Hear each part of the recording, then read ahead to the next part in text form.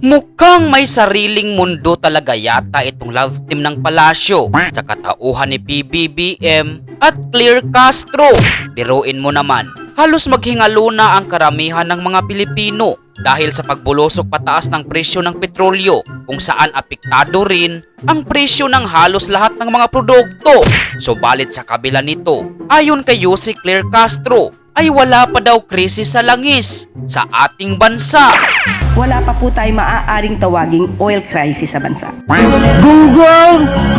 Barinig kita sa mukha eh! At dagdag pa ng Pangulo, ay everything is normal, panaman di umano.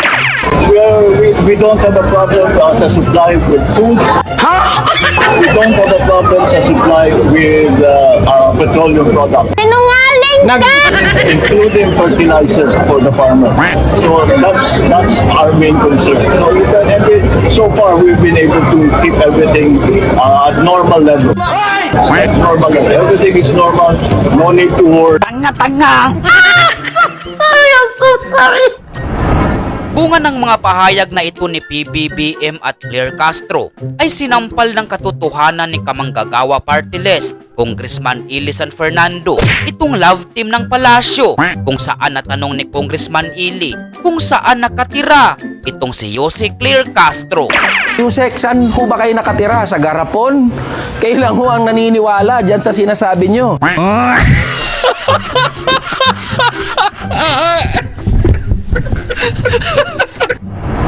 Dagdag pa ni Congressman Illy San Fernando, abnormal lang daw ang mga nagsasabi na normal ang nangyayari sa ating bansa ngayon. Kaya abnormal lang yung mga magsasabi na normal yung nangyayari sa ating bansa ngayon. Dapat ang gobyerno ay nasa crisis at emergency mode na. Talo! Sorry. Hindi naman pinalampas ni Congressman Illy San Fernando itong si PBBM kung saan kasama niya itong binanatan dahil sa tila patuloy na pagkakatulog ng ating Pangulo sa sariling mundo nito. Mr. President, gumising na po kayo. Lumabas po kayo dyan sa mundo ninyo.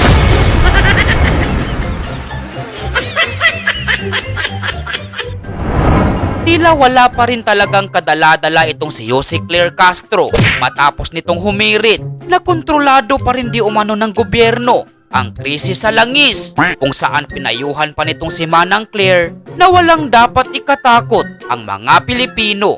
Ang pakiusap lamang po natin sa ngayon, dahil nasa sitwasyon tayong ganito, let us refrain from doing activities like fear-mongering. Mas nakakadagdag po ito ng takot sa ating mga kababayan, samantalang ang Pangulo po at ang gobyerno ay still under control. Pwede na! In control of the situation. Baliw! Dahil sa guni-guning pahayag na ito ni Yussi Claire Castro ay na-real talk at sinupalpal siya ni Congressman Toby Chanco dahil sa tila pagbubulag-bulagan nito. Kung ano-anong ibang inaatupag ni Yussi Claire na hindi niya nare-realize na may krisis na. Ano pa bang iniintay niya? Iniintay pa ba niyang magutom yung ating mga kababayan bago niya sabihin na may krisis?